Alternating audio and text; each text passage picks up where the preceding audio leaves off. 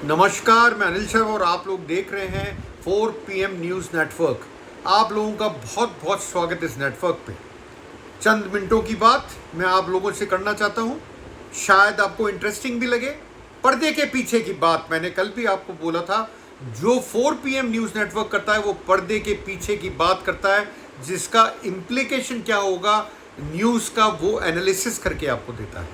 तो आज मैं किस पे एनालिसिस कर रहा हूँ? एक ऐसा पॉइंट मुझे लगता है कि बीजेपी खुद उस जाल में फंस गई उस पॉइंट के अंदर, ऐसा प्रतीत होता है देखने पे। तो हुआ क्या आखिर, ऐसा मैं क्यों बोल रहा हूं? देखिए, आज से चंद दिन पहले बकरा ईद से कुछ दिन पहले हुआ क्या था? हुआ ये था कि मुस्लिम ऑर्गेनाइजेशंस ने डिमांड करी कि जो गाय है उसको राष्ट्रीय पशु घोषित किया जाए। डिमांड कहाँ कहाँ उठी? यूपी में उठी, राजस्थान में उठी। राजस्थान में तो बाकायदा बकरा ईद वाले दिन जयपुर में जोर शोर से उठाई गई, और इसके साथ साथ जैसलमेर में सिग्नेचर कैंपेन चलाया गया। काऊ को, गाय को नेशनल एनिमल या राष्ट्रीय पशु घोषित किया जाए। इसके पीछे कारण क्या है? क्यों ऐसा मुस्लिम कम्युनिटी बोल रही है? क्या उनमें डर है कि जो गौरक्षक हैं वो गाय के उसको लेके उनको मारते हैं कि गाय को आप ट्रांसपोर्ट कर रहे हैं, या बीफ आप खाते हैं, या गाय का मांस खाते हैं? क्या उनमें ये डर है, इसलिए उन्होंने अप्रोच करा? एक बार में ये सारी बात खत्म कर दें, हो सकता है, मैं मना नहीं करता, पर साथ में मैं आपको बोल के जाऊंगा, साथ में ये भी बताना चाहूंगा, सॉरी माफ कीजिएगा, बताना चाहूंगा कि बीजेपी को आज तक बीजेपी इसका जवाब नहीं दे पाई है। बकरा ईद को 2 दिन हो गए, पर बीजेपी आज तक इसका जवाब नहीं दे पाई है। क्यों? क्योंकि वो इनके लिए बहुत मेजर इशू था। अब वो इशू को कैसे उठाएंगे? अगर मुसलमान खुद आगे आगे बोल रहा है गाय को राष्ट्रीय पशु डिक्लेयर कर दो, तो फिर झगड़ा ही खत्म हो जाता है। फिर बीजेपी क्या करेगी ये समझ के परे है, क्योंकि पॉलिटिकली मैं बोलूं तो शतरंज में चेक एंड मेट होता है। क्या मुस्लिम्स ने चेक एंड मेट कर दिया है बीजेपी को? यहां पर आकर मुस्लिम ऑर्गेनाइजेशन ने क्या चेक एंड मेट कर दिया है? देखिए, लगता तो कुछ ऐसा ही है। मैंने आपको कुछ चीज़ें बताई, मैं आपको और भी कुछ चीज़ें बताने के उसमें हूँ, और मैं बताना चाहता हूँ आपको। मैं पढ़ ही रहा था अभी कि जो मुस्लिम्स हैं, ऑर्गेनाइजेशंस हैं, उनका कहना है कि ये जो पॉलिटिकल एक्सप्लॉयटेशन हो रहा है इस चीज़ को लेके, शायद वो ख़त्म हो जाए। इसके साथ साथ किसको लेके? काउ स्लॉटर, मतलब गाय को मारने का।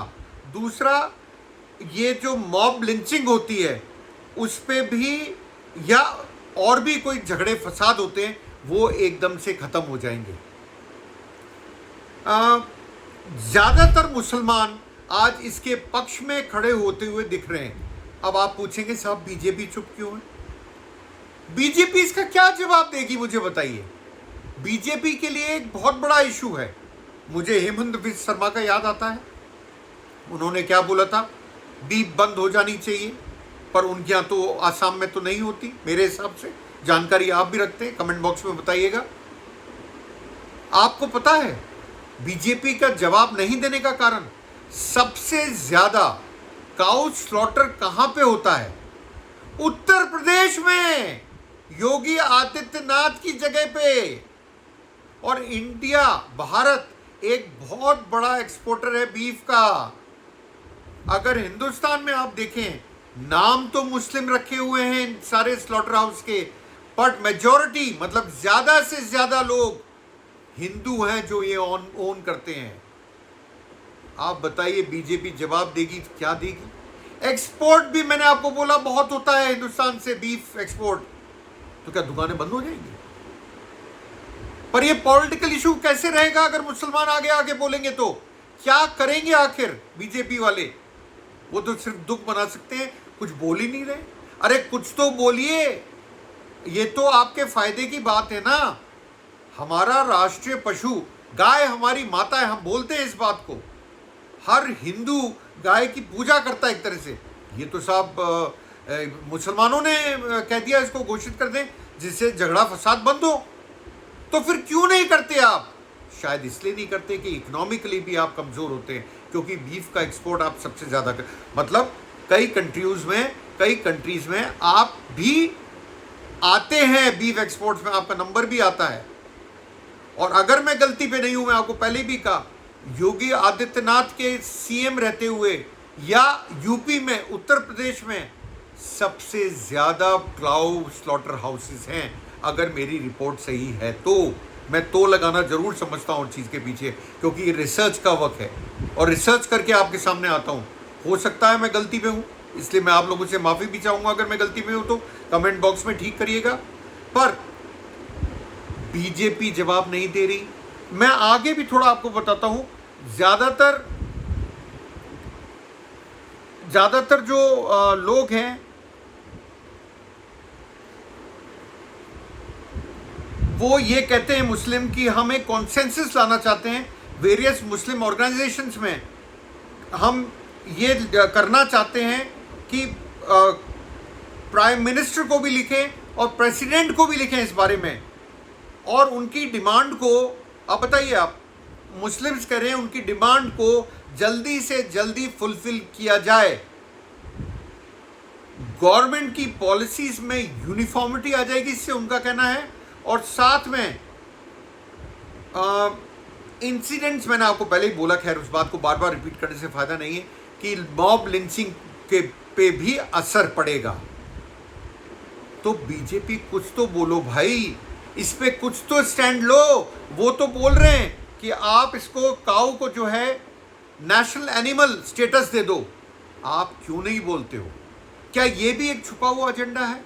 आप लोगों से बुलवा के बाद में इसको आप करोगे। देखो हमने, क्योंकि आपके तो मेरे गलती पे नहीं हो तो कई बार आप ये आवाज़ उठा सके हो कि गाय हमारी माता है और काउ स्लॉटर को अलाउ नहीं। कई स्टेट्स में, मैं आपको बताऊं, काउ स्लॉटर बैंड है कई स्टेट्स में, इंक्लूडिंग राजस्थान 1995 से बैंड है, कई स्टेट्स में बैंड है, इसमें कतई कोई शक नहीं है। तो क्या बीजेपी एक तरीका ढूंढ रही है, इन लोगों से बुलवा रही है कि आप कॉन्सेंसस लाओ जिससे हम अपना जो एजेंडा है उसको आगे बढ़ा सकें? और क्या ये बात है कि मुस्लिम्स अपनी तरफ से ही आगे आके और बीजेपी को चेकमेट कर रहे हैं? दोनों हो सकते हैं, आप विश्वास रखिए, दोनों हो सकते हैं। पर ज़्यादा मुझे लगता है मुसलमानों से ने चेक एंड मेट करा है। सबसे ज़्यादा गौशाला अगर आपको मिलेंगी तो वेस्टर्न राजस्थान में मिलेंगी। अरे अभी अभी फोटो आया था जैसलमेर का, जहाँ पे कई गाय मरी हुई थी, कई गाय तड़प रही थी। उस पर तो ध्यान दिया नहीं आप लोगों ने। क्यों नहीं दिया? उस पर भी ध्यान देना चाहिए था। थोड़े दिन पहले की बात है, जैसलमेर में एक इंसिडेंट हुआ, बताया गया था। तो जब इन्होंने बोल दिया कि आप नेशनल एनिमल घोषित कर दो, किसको? गाय को।